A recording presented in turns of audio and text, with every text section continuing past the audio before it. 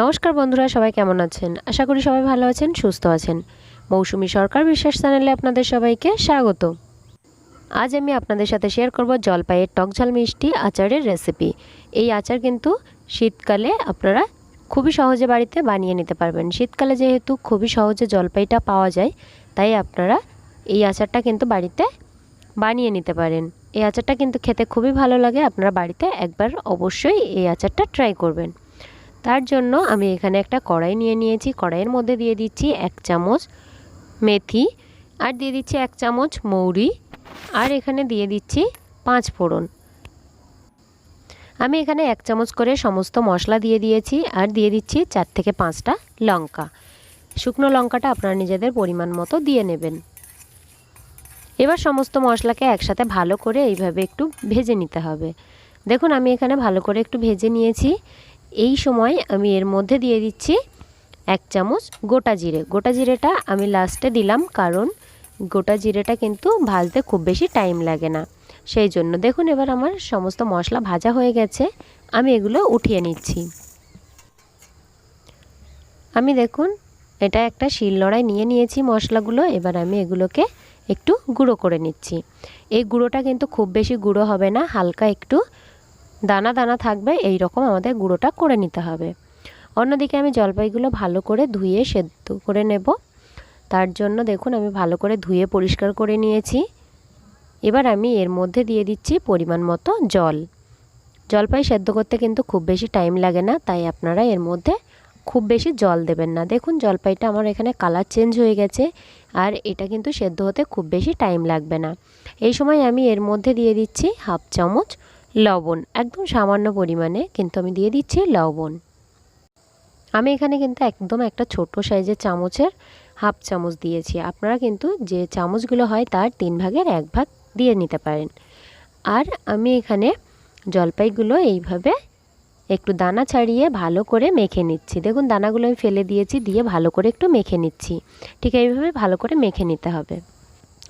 অন্যদিকে আমি একটা কড়াই ভালো করে গরম করে নিয়েছি, তার মধ্যে দিয়ে দিচ্ছি 1.5 চামচ সর্ষের তেল। আপনারা চাইলে এই কাজটা সাদা তেলেও করতে পারেন, তবে সর্ষের তেলে করলে কিন্তু বেশি ভালো হয়। এবার আমি এর মধ্যে দিয়ে দিচ্ছি একটা তেজপাতা, একটা শুকনো লঙ্কা, 1/2 চামচ দিয়ে দিচ্ছি 5 ফোড়ন, আর এখানে দিয়ে দিচ্ছি 2 থেকে 3 কোয়া রসুন কুচি। রসুনটা আপনারা চাইলে স্কিপও করতে পারেন, তবে যারা রসুনের ফ্লেভার ভালোবাসেন তারা কিন্তু দিতে পারেন। রসুনটা দিলে কিন্তু খুব সুন্দর একটা গন্ধ আসে।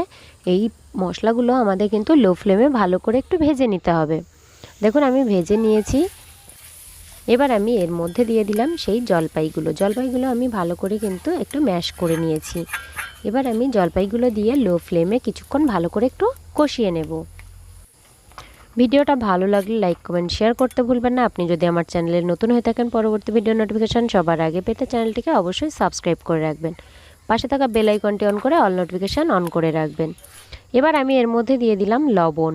আমি এখানে 1/2 চামচেরও কম লবণ দিয়েছি। আর আমি দিয়ে দিচ্ছি এখানে লঙ্কা। আমি এখানে 1 চামচ মতো দিয়ে দিচ্ছি লঙ্কা গুঁড়ো।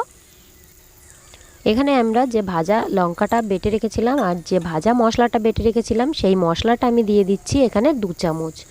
আর লঙ্কাটা কিন্তু আমি 1/2 চামচেরও একটু বেশি দিয়েছি। আপনারা চাইলে কিন্তু লঙ্কাটা কম বেশি করে নিতে পারেন।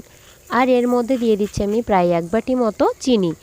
মিষ্টিটা আপনারা নিজেদের পরিমাণ মতো দিয়ে নেবেন। আমি এখানে যে জলপাইটা নিয়েছি, আমার এখানে প্রায় 250 গ্রাম জলপাই, তার জন্য কিন্তু এই পরিমাণ চিনিটা ঠিক আছে। আপনারা কিন্তু মিষ্টিটা কম বেশি করে অবশ্যই নিতে পারেন। লো ফ্লেমে আমরা কিছুক্ষণ এটা ভালো করে ভেজে নিয়েছি। তখন দেখুন কালারটা কিন্তু চেঞ্জ হয়ে গেছে।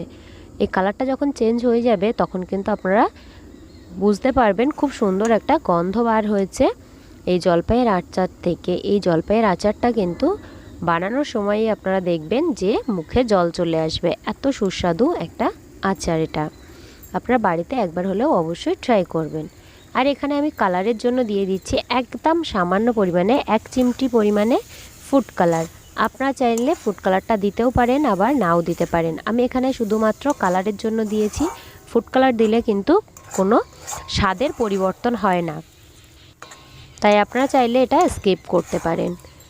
এবার আমি এটাকে ভালো করে একটু ভেজে নেব। লো ফ্লেমে আমি এটা কিন্তু ভালো করে ভেজে নেব। আর এই আচারটা বানানোর সময় আপনাদের কিন্তু এই জিনিসটা অবশ্যই খেয়াল রাখতে হবে, লো ফ্লেমেই রান্নাটা করতে হবে। দেখুন আমার এখানে হয়ে গেছে, এবার আমি এটাকে নামিয়ে নিচ্ছি। আমি নামিয়ে এটা সার্ভ করে আপনাদের দেখাচ্ছি। আর এই সময় আপনারা অবশ্যই চেক করে নেবেন এর মধ্যে লবণ ও ঝাল মিষ্টির পরিমাণ ঠিকঠাক আছে কি। আমার এখানে ঠিকঠাক আছে সব কিছু, আপনারা কিন্তু নিজেদের পরিমাণ মতো দিয়ে নেবেন। সবাই খুব ভালো থাকবেন, আর আমার এই জলপাইয়ের আচারটা অবশ্যই বাড়িতে একবার ট্রাই করবেন, আর আমাকে কমেন্ট করে বলবেন রেসিপিটা আপনাদের কেমন লেগেছে। যদি রেসিপিটা ভালো লেগে থাকে তাহলে চ্যানেলটিকে অবশ্যই সাবস্ক্রাইব করে রাখবেন।